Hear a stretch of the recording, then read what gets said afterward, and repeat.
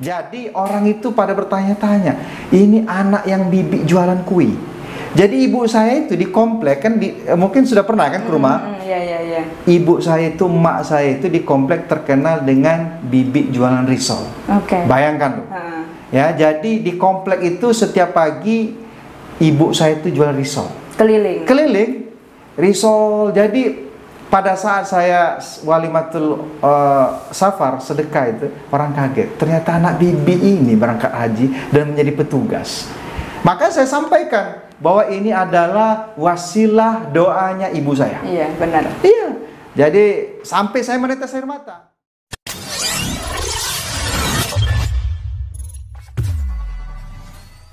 Yang sudah skripsi itu, saya tanya, berapa lur? 300.000. Jadi saat itu ya, jadi 3. Assalamualaikum warahmatullahi wabarakatuh. Balik lagi di blog 29C Production, Berani Bicara Beda. Dalam program Mengenal Lebih Dekat bersama saya, Elisa Putri. Dan tentunya malam ini saya nggak sendirian, saya bersama orang yang luar biasa di Sumatera Selatan tentunya. Siapa lagi kalau bukan Kakanda Doni Meilano SHI MSY. Assalamualaikum Kanda. Waalaikumsalam warahmatullahi wabarakatuh. Oke, jadi teman-teman, aku mau nanya dulu nih, enaknya manggil Kanda atau Kak atau Pak nih? Gimana nih? Pacak Galo. Pacak Galo. Jadi bebas ya. Bebas, aku mau manggil Kanda atau Kakak atau siapapun. Yang penting jangan manggil nama. Lebih tepatnya mungkin lebih Bung manggil boleh, Bung. Bung. Oke, Bung Doni. Terasa Jadi, seperti di sinetron, di film Bung. Benar. Jadi teman-teman, malam ini saya bersama Bung Doni. Kando.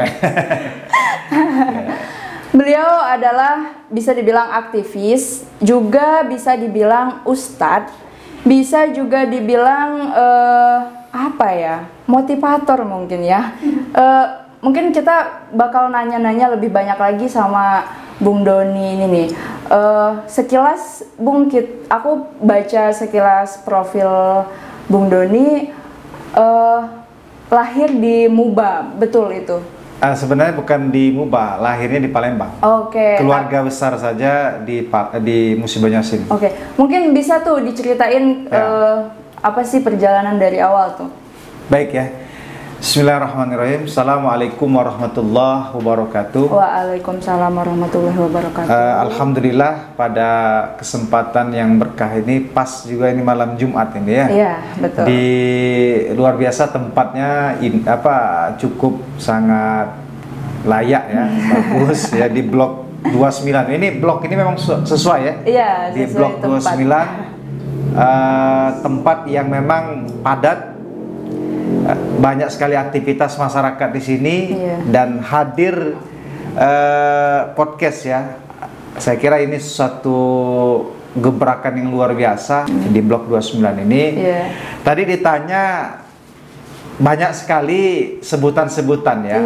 Bahkan banyak juga yang menyebut saya ini Ustadz Milenial. Nah, jadi ya karena memang masih usia di milenial, usia-usia yang belum terlalu tua.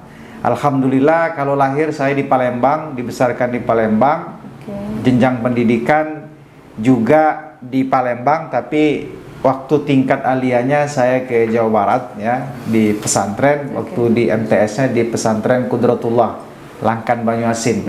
Jadi kalau wong ke Sekayu pasti lewat situ. Iya, betul. Ada. Pasti lewat kilometer 35 Langkan Banyuasin. Nah itu.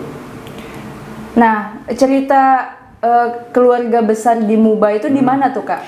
Jadi kami ini asli keluarga besar di Musi Banyuasin, tepatnya di desa Tanjung Durian. Jadi kecamatan Lawang Wetan, perdampingan dengan kecamatan Ulak Pace ya.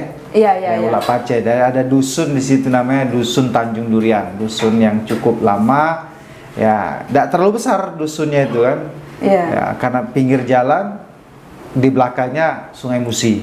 Jadi nenek kakek ya dibesarkan di situ, nek Anang, nek ini. Nah, kita tahun mungkin sekitar tahun 80 itu di Palembang sudah mulai beraktivitas di Palembang, dan saya sendiri tahun 85 baru lahir. Masih sering pulang ke Muba? Masih. Jadi walaupun kita sudah banyak beraktivitas di Palembang, tetap hubungan keluarga besar tetap masih di Muba. Apalagi saya baru-baru ini juga gabung di IKAMUBA. Ikatan Keluarga Musi Banyuasin, dan kembali lagi artinya dengan keluarga besar ya, dari bermacam-macam desa ya, ikatan keluarga desa atau dusun itu satu bergabung di Ikatan Musi Banyuasin. Jadi kembali lagi ke asal dengan bertemunya orang-orang Musi Banyuasin, seperti itu. Berarti Musi Banyuasin tetap menjadi darah, mengalir di dalam darah. Ya, pasti ya. Tidak akan pernah lupa. Meskipun lahir dan besar dan lama di Jawa, hampir 7 tahun, tetap bahasa kita tidak akan lupa. Jadi teman-teman sempat dibilang juga Bung Doni ini adalah Ustadz milenial. Karena kenapa? Memang Ustadz Doni ini masih di usia milenial. Boleh dong Ustadz ceritain sebelum menjadi Ustadz nih, mungkin pada saat kuliah apa, waktu kuliah udah dipanggil Ustadz? Jadi memang kita di pesantren itu setelah selesai dari pesantren, pendidikan formal namanya intensif ya. Jadi kalau pondok-pondok keluarga besar Gontor itu pasti tidak asing dengan bahasa intensif atau taksifi, tajribi. Nah, itu ada pengabdian. Nah, di pengabdian itulah mulai dipanggil Ustadz. Ya, jadi adik-adik kelas kita pun sudah manggil kita Ustadz, gitu kan? Karena pengabdian itu kita diajarkan menjadikan diri kita sebagai muallim ya, atau mudarris. Makanya kalau kita tingkatannya namanya Tarbiyatul Muallimin Al-Islamiyah atau Kuliatul Islamiyah ya, Kuliatul Tarbiyatul Islamiyah. Nah, disitulah kita belajar menjadi seorang guru, ya kan. Nah, dari situ adik-adik kelas kita walaupun beda satu tingkat, setelah kita pengabdian 1 tahun wajib di sana sudah manggil Ustadz ya. Jadi sampai teman saya itu ada di Bandung itu, ketika dia bukan lagi profesinya ngajar kan, karena dia tamat di pesantren, karena dia udah bisnis, ketemu dengan adik kelasnya lagi nongkrong-nongkrong itu dipanggil Ustadz. Gitu. Jadi masih kaget dong, kaget. Karena kan selesai dari pondok kan macam-macam aktivitas. Ada yang bisnis, ada yang di politik, ada yang memang menekuni di dosen atau guru, ya mungkin masih satu jaluran gitu. Nah, ini tidak lagi menekuni bidang itu, tiba-tiba ada dulu yang pernah diajar lagi nongkrong di semacam Starbucks, Ustadz. Ternyata dulu pernah diajar itu di pesantren itu subhanallah ya. Pernah dipanggil Ustadz. Ya, itu. Itu sebuah momen dan kenangan yang sangat nggak bisa dilupain ya. Nah, terus berarti itu dari aliyah Kak ya, berarti kalau ininya SMA. Betul. Ke kuliah, dulu Kakak kuliahnya di mana tuh? Jadi kita flashback ke sejarah. Jadi dulu waktu saya tamat dari pesantren itu bersama teman-teman itu mencoba untuk kuliah ke luar negeri. Dulu sangat senang dan bangga kuliah di Mesir gitu kan, atau di Sudan atau di Madinah dan sebagainya. Dan sebagian teman-teman kita satu angkatan itu berangkat semua, ada yang ke Mesir, ada yang ke macam-macam daerah Timur Tengah ya. Walaupun di awal pakai living cost-nya biaya sendiri dulu kan, nanti baru diganti di sana. Nah, saya termasuk dulu direkomendasi untuk bisa berangkat ke Sudan ya, di Khartoum University. Nah, singkat cerita, teman ada yang berangkat ke Mesir, ada yang ke Sudan, ke Libya dan sebagainya.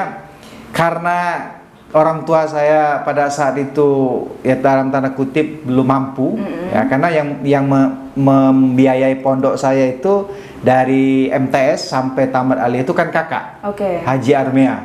Nah jadi pada saat saya mau lanjut ke jenjang lebih tinggi, ke perguruan tinggi luar negeri, agak berat untuk meminta atau memfasilitasi, sehingga saya ambil kesimpulan, ya sudahlah kalau mungkin belum takdir saya. Nah dari situ saya mengabdi. Kalau teman-teman kan 1 tahun wajibnya, saya 2 tahun.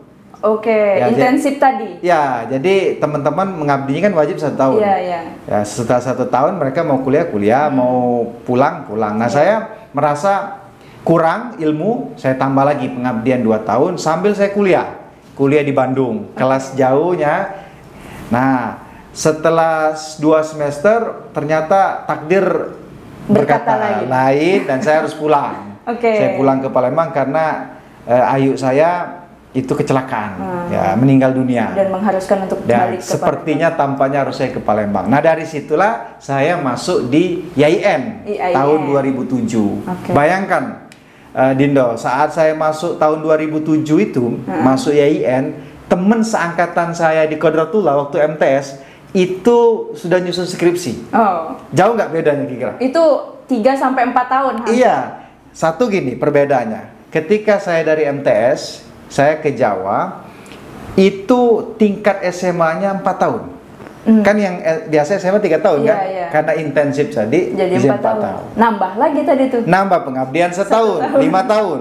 Karena saya nambah mau kuliah tadi jarak jauh, kuliah di Bandung itu nambah setahun lagi 6 tahun.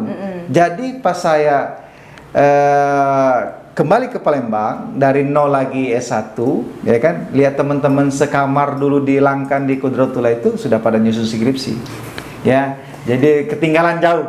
Tapi subhanallah, alhamdulillah, tidak ada masalah bagi saya. Jalani aja, alhamdulillah tamat dengan predikat istimewa, dan Allah maha luar biasanya, saya hanya bayaran itu 2 semester yang bayar, selebihnya beasiswa. Ada DIPA dulu kan, sampai tamat alhamdulillah. Jadi tidak memberati keluarga. Dan saya dulu semester 5 itu sudah jadi kepala sekolah loh. Kepala sekolah? Di mana itu? Di Madrasah Al-Hamidiyah, Masjid Kim Rogan, Kertapati, di belakang stasiun ada Masjid Kim Rogan. Nah di samping itu ada madrasah lama, namanya Madrasah Al-Hamidiyah. Jadi saya diajak untuk menjadi kepala sekolah di sana. Karena saya pengalaman di Tarbiyatul Islamiyah, jadi mereka melihat pengalaman itu. Padahal belum tamat, baru semester 5. Kenapa saya bisa jadi kepala madrasah di sana? Karena pada saat saya pulang dari Jawa itu, saya ikut ngajar di Izzuddin, Sekolah Islam Terpadu Izzuddin, yang di depan Pusda di Demak. Tapi bukan yang formalnya. Saya ngajarnya itu di Mahat. Jadi mereka itu ada Sabtu Minggu Mahat, kelas karyawan. Nah saya subhanallah sangat berterima kasih kepada Ustadz Salilul Fajri, Ketua Yayasan Izzuddin. Saya dengan polosnya datang ke sana. Bayangkan loh, 7 tahun saya nggak ke Palembang.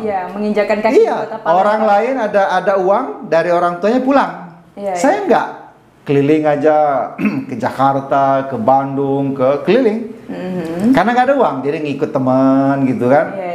Nah, jadi pas pulang itu bingung mau mulai dari mana. Tapi karena nasihat Kiai, ridhonya Kiai, ya kan, akhirnya Allah bukakan jalan. Bayangkan ketika saya pertama kali ke Izzuddin itu, saya bertemu dengan banyak alumni Gontor.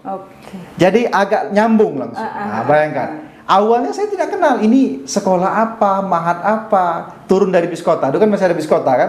Jadi pas turun situ, saya coba aja ini mahat ya. Pas saya masuk, dikasih brosur. Disangka karyawan di situ, ustadz di sana mau belajar. Ya saya ambil aja, ambil saja, saya baca, oh ini brosur pendaftaran gitu kan. Tapi besoknya saya datangi lagi, saya tanya kantor guru-gurunya di mana. Di situ Pak, Bapak mau ngapa? Enggak, saya mau ngobrol aja. ketemulah dengan Ustadz Toto almarhum, Dr. Toto dulu ya, ketemu dengan Ustadz Lutfi Izzuddin. Sekarang sama-sama di Majelis Ulama Indonesia. Bayangkan loh, dulu nggak kenal dari Ustadz Lutfi Izzuddin, Ustadz Hendri di sana. Itu karena ya apa namanya itu punya ikatan ya, artinya sama-sama Ustadz tadi. Jadi tadinya ngobrol-ngobrol biasa. Nah, muncul nalar dan aktivis tadi, ya kan, PD tadi ikut mau bantu ngajar, akhirnya dikasih untuk asisten bantu ngajar. Nah, akhirnya saya dikasih betul mata kuliah untuk ngajar kelas karyawan. Kelas karyawan tuh ada pegawai TPRI, pegawai BUMN. Nah, salah satu murid saya yang kelas karyawan tuh masih keluarga dari Kimi Rogan. Maka dari sana saya bisa jadi kepala sekolah. Itu cara Allah itu kan, subhanallah. Subhanallah, hebat sekali ya. Nah, setelah itu kan pada masa kuliah. Iya, masuk kuliah 1. Nah, masa kuliah itu tadi udah di-spill bahwa Kak Doni ini adalah aktivis juga. Nah, itu aktivis di mana tuh, Kak? Nah, jadi di sela-sela saya ini kan kuliah bayar sendiri, jadi saya harus mikir. Dulu bukan UKT ya, dulu belum UKT, baru SPP. Jadi SPP itu 600.000. Jadi sekali masuk 600.000 sampai tamat 600.000. Nah, teman saya yang satu angkatan di Langkan itu yang sudah skripsi itu, saya tanya, berapa lur? 300.000. Jadi saat itu ya, jadi masuk 300.000 sampai tamat 300.000. Nah, saya 600. Ya kan, 2007 itu 600.000 sampai tamat 600.000. Saya mikir kan, masa 600.000 6 bulan nggak bisa, ya kan? Akhirnya seluruh kemampuan saya harus dapat 600.000 minimal untuk biaya SPP kan. Jadi saya ngajar ngaji, ngajar privat, ngajar ngaji dari rumah ke rumah, ngojek dan sebagainya. Saya berpikir tangan saya lengkap, kaki saya lengkap, otak saya masih cerdas dalam arti kata ya, masih bisa berpikir. Masa 600 nya nggak bisa? Ternyata Allah takdirkan selama 6 bulan 1 semester tuh lebih dari 600.000, bisa 2-3 juta saya. Nah, itu bukti kalau kita mau berusaha. Faiza azamta fatawakkal 'ala Allah. Kalau kita sudah berazam, bertawakal, Allah kasih jalan. Nah, di sela-sela itu saya beraktivis ya. Bingung pada saat itu. Ya, saya aktif juga di BEM. Semester 5 tuh mulai muncul apa kegiatan. Jadi saya itu ini kilas balik ya. Pada saat mondok di Jawa itu ada alumni dari Jakarta, Ciputat dan sebagainya. Itu menayangkan dulu bukan Infokus, proyektor. Ya, kemudian dia tampilkan cerita-cerita, saya lihat foto-foto itu. Yang saya ingat cuman pada saat itu gambar bendera hijau hitam. Wallahi, saya tidak tahu. Saya tanya itu, tidak tahu apa itu HMI, ya tidak tahu. Pokoknya saya itu lihat kakak ini cara bicaranya enak, cara debatnya enak. Biasalah ya, alumni pesantren datang kasih motivasi ke adik-adiknya kan. Pasti kan ya bermacam aktivitas di kampus. Ya, dulu kita kan pada saat jadi santri, saya kayaknya kalau kuliah di Jakarta pengen banget kayak kakak ini kan. Nah, ada foto itu bendera hijau hitam.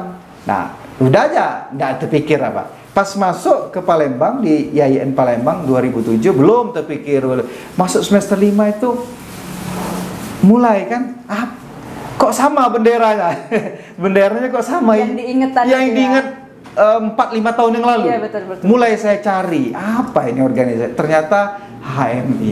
Jadi saya ber-HMI itu berdasarkan ikhtiar mencari. Tidak diajak aja. Ini kan dia tawari. Kau kaget ini bayar 15.000 baik. Itu kan. Nah, kalau kita enggak, memang nyari apa dia itu kan.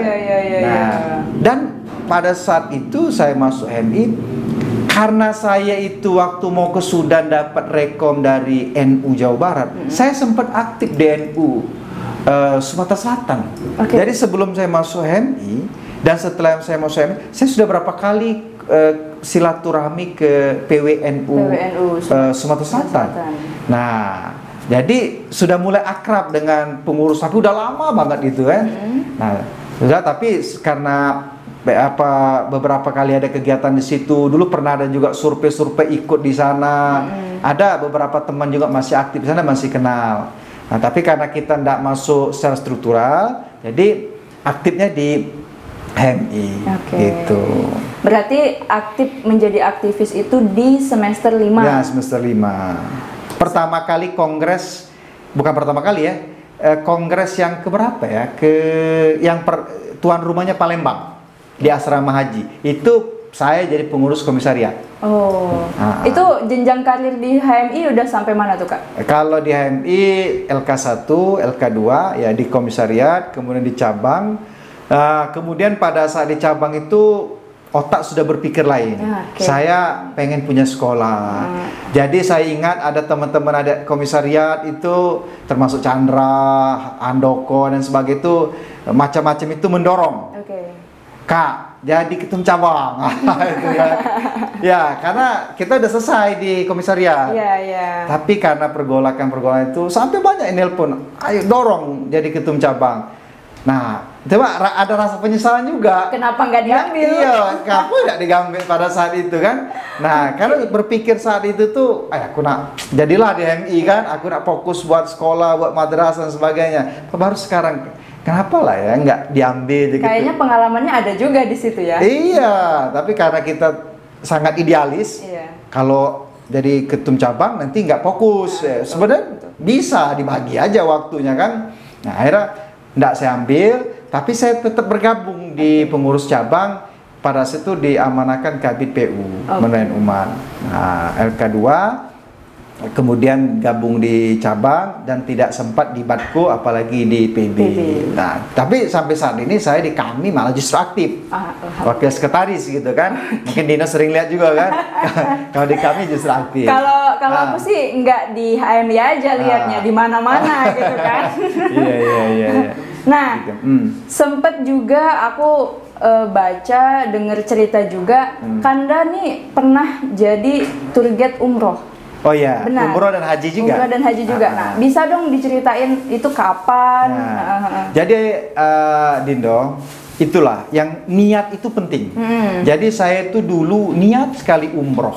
Ya kan, teman saya Haji Dasram yang sama-sama saya bangun pesantren ini, beliau kan kalau mahasiswa Timur Tengah kan kalau mau haji gampang. Iya, betul. Ya tinggal pakai kapal laut dari Mesir atau dari negara Timur Tengah gampang. Jadi rata-rata teman kita yang kuliah di Mesir itu udah haji. Nah, saya merasa termotivasi. Ini kuliah udah di Timur Tengah. Kemudian ada istilah mereka itu temus, tenaga musiman. Jadi selain pembimbing haji dapat duit. Sekitar 40 juta. Satu kali berangkat? Ya, satu kali berangkat. Sudah gratis, dapat uang, dapat pahala, dapat gelar haji juga. Nah, jadi siapa yang tidak mau kan? Iya, betul. Akhirnya saya memikir, aduh pengen. Akhirnya ketika teman itu pulang dan ada temennya yang dulu dia bimbing orang di sini dan sering bantu juga. Akhirnya saya pengen umroh rasanya. Ternyata sebelum berangkat umroh Allah takdirkan saya haji. Bayangkan, saya ikut TPHD, tim pembantu haji daerah. Dari 200 peserta diambil 40. Saya masuklah di situ, tesnya di asrama haji. Subhanallah, qadarullah, dari 200 itu ada nama saya. Yang 40 diambil itu? Di 40 itu. Jadi pada saat saya... Aku merinding dengar ceritanya nih. Padahal saya hanya ingin niat umroh. Iya. Ternyata Allah kasih jalan, 2015 saya menjadi tim pembantu haji daerah. Dan subhanallah, saya walimatus safar, sedekah. Nah, Islam itu mengajarkan tahadus binikmah. Jadi kalau kita mau berangkat safar namanya walimatus safar. Nanti Dindo nikah namanya walimatul urus. Punya anak nanti walimatul akikoh. Anak lanang nak disunat walimatul khitan. Jadi walimah itu banyak sekali dalam Islam. Istilah-istilah walimah itu. Nah, jadi saya undanglah masyarakat tetangga-tetangga sekitar. Kaget. Kapan daftarnya? Iya, benar. Gitu kan? Kok berangkat haji? Orang yang udah daftar aja belum berangkat. 5 tahun nunggunya kan. Kita sebulan cuman kan. Iya. Subhanallah. Dan alhamdulillah pada saat itu ibu saya masih ada, almarhumah ibu saya. Jadi orang itu pada bertanya-tanya, ini anak yang bibi jualan kue. Jadi ibu saya itu di komplek kan, mungkin sudah pernah kan ke rumah. Iya. Ibu saya itu, emak saya itu di komplek terkenal dengan bibit jualan risol. Bayangkan tuh. Ya, jadi di komplek itu setiap pagi ibu saya itu jual risol. Keliling risol. Jadi pada saat saya walimatul safar sedekah itu, orang kaget. Ternyata anak bibi ini berangkat haji dan menjadi petugas. Maka saya sampaikan bahwa ini adalah wasilah doanya ibu saya. Iya, benar. Iya. Jadi sampai saya menetes air mata. Ya kan, orang kok bisa berangkat haji? Iya. Saya sampaikan kalau Allah sudah kasih jalan, ya kan? Allah kasih kemudahan, kuncinya kan wa may yattaqillaha yaj'alu makhraja wa yarzuquhu min haitsu la yahtasib. Min haitsu la yahtasib, dari jalan yang tidak disangka-sangka. Maka saya bersyukur sekali dan bisa membanggakan orang tua. Ya kan? Nah, kan saya pada saat kuliah itu ibu saya masih jualan kue. Iya. Maka selesai tamat saya bilang udah istirahat lama jualan kue kan. Nah, itu. Ini kisah, maksudnya ini sebagai motivasi bahwa tidak ada yang mustahil. Kita harus sungguh-sungguh. Makanya di HMI diajarkan semangat. Diajarkan strateg kan. Jadi kita harus punya strategi dong dalam menjalani hidup ini. Kita boleh saja tidak mampu kan. Boleh saja hidupan kita pas-pasan. Tapi saya diajarkan oleh kiai saya, ada di YouTube saya itu, yang penting itu kaya jiwa. Ya, kalau kita kaya jiwa, kita besar hati kita. Tidak kecil di hadapan manusia. Ya kan, kita kaya. Walaupun mungkin secara materi kita miskin. Tapi kita punya kekayaan yang mungkin tidak dimiliki orang, yaitu kaya hati dan kaya jiwa. Kalau orang itu sudah kaya hati, kaya jiwa, mau dia hidup pas-pasan, mau dia hidup kaya, dia akan bahagia. Tapi banyak orang yang kaya, ya kan? Orang yang bergelimang harta, tapi hatinya miskin. Maka miskinlah, sempitlah hidup. Selalu mengeluh. Saya ini jadwal rutin ngisi khutbah di lapas Pak Jo. Berapa banyak saya lihat, oh ini mantan bupati, mantan kepala dinas. Apa kalimatnya? Ustaz, tidak ada lagi kenikmatan kecuali mengabdikan diri kepada Allah Subhanahu wa taala. Di samping saya mantan bupati, ada mantan ini, mantan ini. Ya, jadi mereka peras keringat banting tulang, kepala jadi kaki, kaki jadi kepala, berujung juga di penjara. Jadi apa yang dicari? Yang dicari itu kan kebahagiaan. Benar. Bukan jabatan. Betul. Ya kan? Bukan harta. Kalau jabatan itu mampu mengantarkan kita bahagia, ya cari jabatan itu. Kalau kekayaan itu mengantarkan dia bahagia, wajib kita cari. Tapi kalau kaya juga masih pusing kepalanya, stres pikirannya, ternyata letak bahagia bukan di situ. Nah, itu Dindo. Kuncinya harus kaya hati. Kaya hati, kaya jiwa. Seperti itu. Nah, sekarang tadi sempat disinggung juga sama Kang Dadoni bahwa beliau ini mendirikan pesantren. Nah, boleh dong Kak ceritain awal mula Kakak mendirikan pesantren itu. Kalau mendirikan pesantren, niat mendirikan pesantren itu sejak kita tamat ya. Sejak kita tamat dari pengabdian, bahkan sebelum itu kita udah berapa kali menghadap Pak Kiai, ya kan, minta doa, minta restu bahwa kita ingin juga berjuang, ya, bermanfaat untuk umat. Maka selesai tamat kuliah, saya mendirikan Syarif Madani, ya kan, Syarif Madani Quranic School. Artinya di situ tingkat TK Al-Quran terpadu, kemudian tahfiz dan kegiatan-kegiatan yang dulu pernah, ya mungkin sering saya ajak juga anak-anak IMUBA seperti Rusman, kan saya ajak di kajian Syarif Madani, diskusi-diskusi rutin. Nah, sejak Covid inilah yang 2 tahun terakhir pernah saya diskusi di MUBA, ya kan, tentang illegal drilling kemarin itu dengan Masika Ichimi juga. Nah, itu salah satu kegiatan-kegiatan yang saya bangun di Syarif Madani School. Nah, kemudian beriring jalan waktu, alhamdulillah kita 1 tahun terakhir ini membangun pesantren di Mata Merah.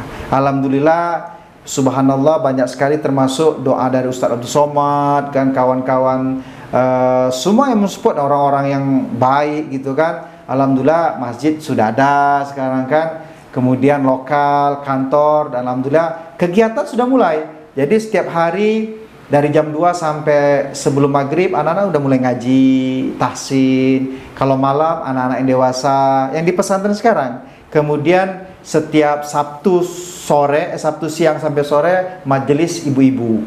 Nah itu kita rutin dengan Ustadz Dasram, Ustadz Samsu, kemudian Ustadz Akrom, Ustadz Iqbal, dan saya sendiri untuk mengisi kajian. Dan sebagian besarnya anak HMI juga yang terlibat di situ kan. Nah, itu pemberdayaan. Intinya, kalau kita punya azam, tekad yang kuat, dibarengi dengan persiapan, ya, kesungguh-sungguhan, tidak ada yang tidak bisa. Betul. Iya.